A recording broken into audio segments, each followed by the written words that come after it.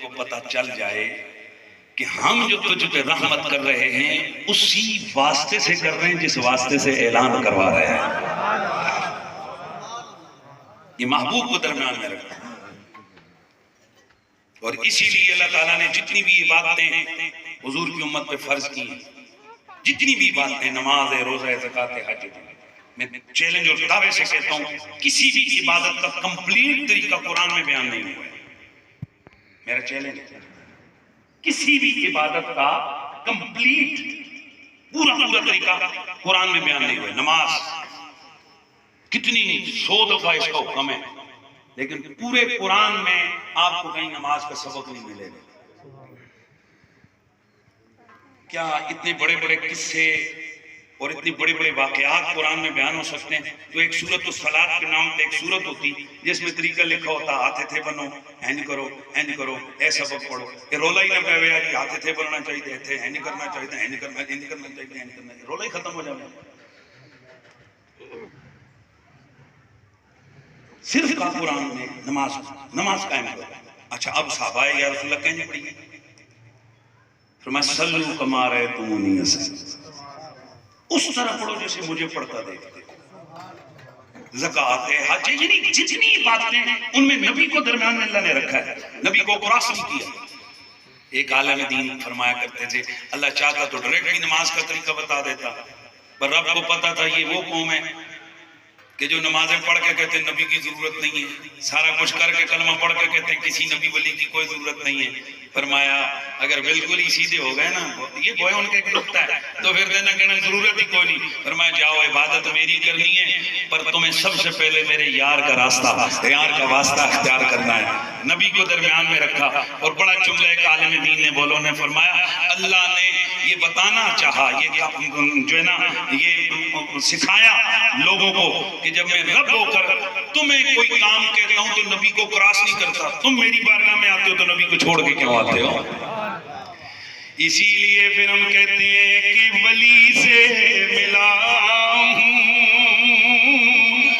نبی سے ملا ہوں، نبی سے میں مل کر خدا سے ملا ہوں. خدا کی قسم میری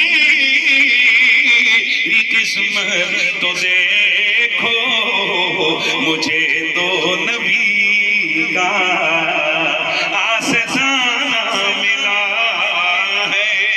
اذان دی جا، نمازیں پڑھی جا، شب و روز سجی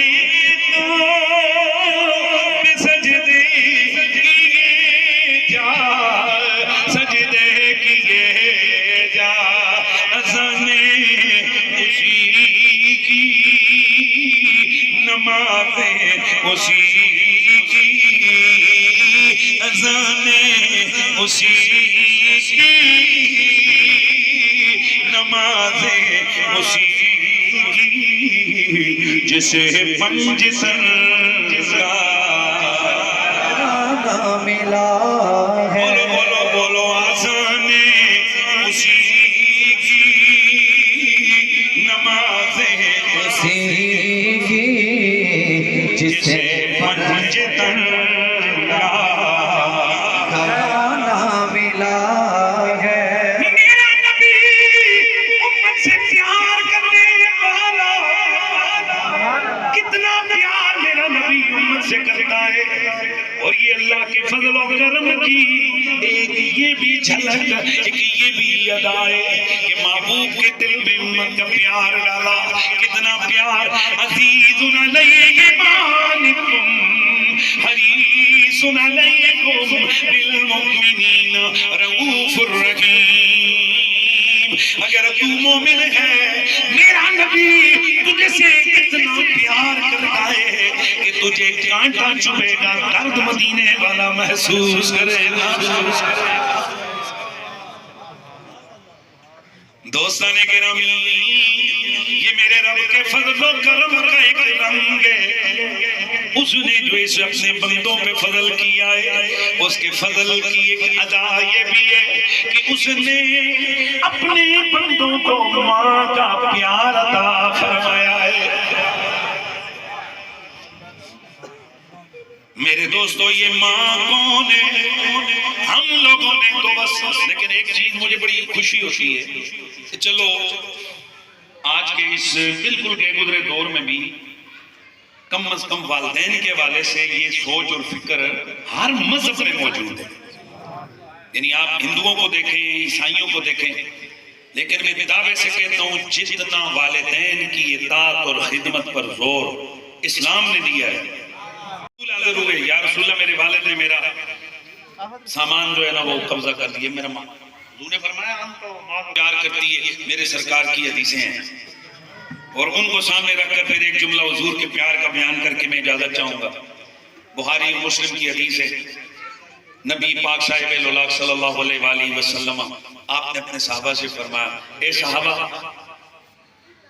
ایک عورت ہے، توجہ رکھنا ہے، ایک عورت ہے اور اس عورت کو بھوک لگی ہے اور اس کے ساتھ اس کے جناب 2 بچے ہیں اور ایک ماں ہے. اسے 3 کھجوریں ملی. اس نے ایک بیٹے کو دی، دوسرے کو دی. پھر اس کھجور کو توڑا. کیا کیا؟ کھجور کو توڑا. اپنے بچے کو آگ میں ڈالنا پسند کرے گی؟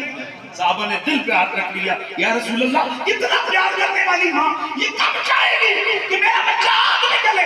میرے مصطفیٰ نے فرمایا، اللہ اے میرے پیارے غلاموں، اللہ کی قسم ہے، اللہ اس ماں سے زیادہ اپنے بندوں سے پیار کرتا ہے جتنے کہ اپنے بچے سے پیار کرتا ہے. سبحان اللہ.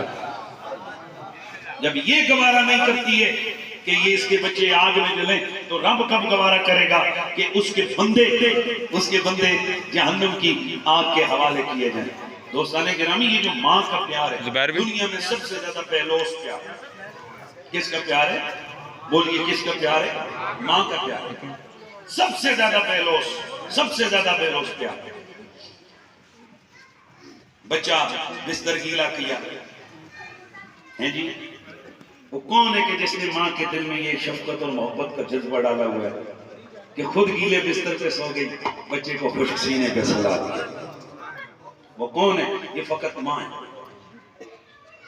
اور ماں کی محبت یہ کسی دنیا کے کسی ترازو پہ، کسی بھی اسکیل پہ اس کو تولا نہیں جائے کہ آپ لوگ.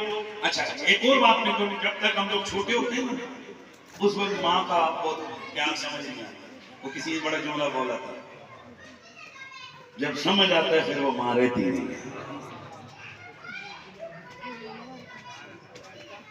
ہے جی. جن کی ماں ہیں وہ آج قدر کر لو. یہ وہ نعمت ہے کہ جو بس ایک ہی بار ملتی ہے، یہ مڑ کے نہیں ملتی. صرف دنیا کی لالچوں کے لیے، زنانیاں خوش کرنے واسطے، رشتہ دارانوں خوش کرنے واسطے، لو جی ماں کو جناب اس کو رلا دو. ایک ماں ناراض ہو جائے 70 مصیبتیں گھر میں داخل ہو جاتی ہیں. خود بولو، صرف ایک ماں ناراض ہوئی 70 مصیبتیں گھر میں آتی ہیں. اور بھائی اور ماشاءاللہ وہ 70 مصیبتوں سے بھرا ہوا گھر اب وہ ان مصیبتوں سے لڑ رہا ہے، ان مصیبتوں سے مقابلہ کر رہا ہے. اب ہو کیا رہا ہے؟ بے برکتیاں گھر میں، بے رزقی گھر میں، پریشانی گھر میں، بیماری گھر میں، سب کچھ گھر میں. اب ہوتا کیا ہے؟ نوستیں گھر میں آئی. اب ہم نوستوں کو دور کرنے کے لیے اب کدھر جا رہے ہو؟ فلاں سرکار کے پاس جا رہے ہو. اس کے بعد جب وہ کیا کہہ رہے ہیں، ہاں میں نے صاف کیا ہے، 1 تولہ زعفران اتنے تولے اتنے، چل لے آ، 70,000 روپے کا تویز دوں گا، تیرے گھر سے جیل پوت سب کچھ ختم ہو جائیں گے. ادھر 70,000 دینے کو تیار ہو گیا. کاش کہ تو ان میں سے 70 روپے محبت کے ساتھ آتے ہوئے ایک چھوٹا سا تحفہ لے کے آتا، ماں کا پکڑ کے پاؤں تو دباتا، کہتا اماں میں آپ کے لیے، اور ماں تجھے سینے سے لگاتی، خوش ہو جاتی.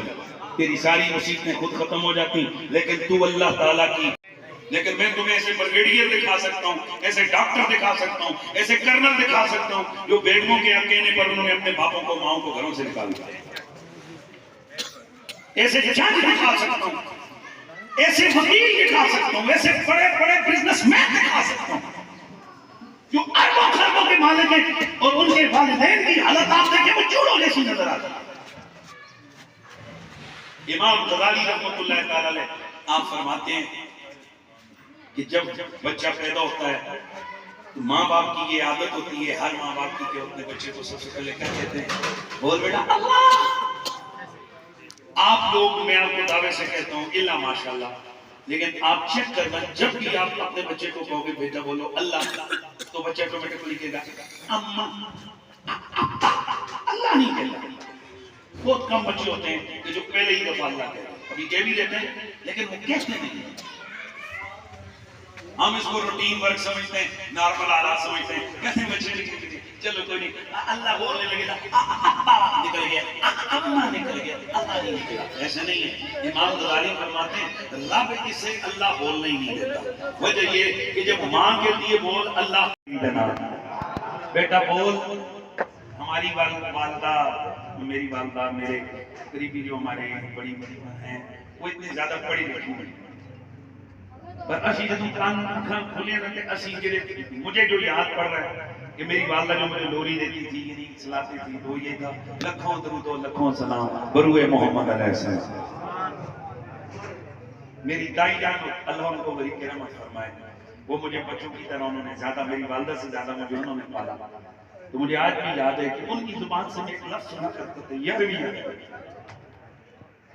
وہ یروی والا ایسا دل میں بیٹھا ہے، نکل ہی نہیں رہا۔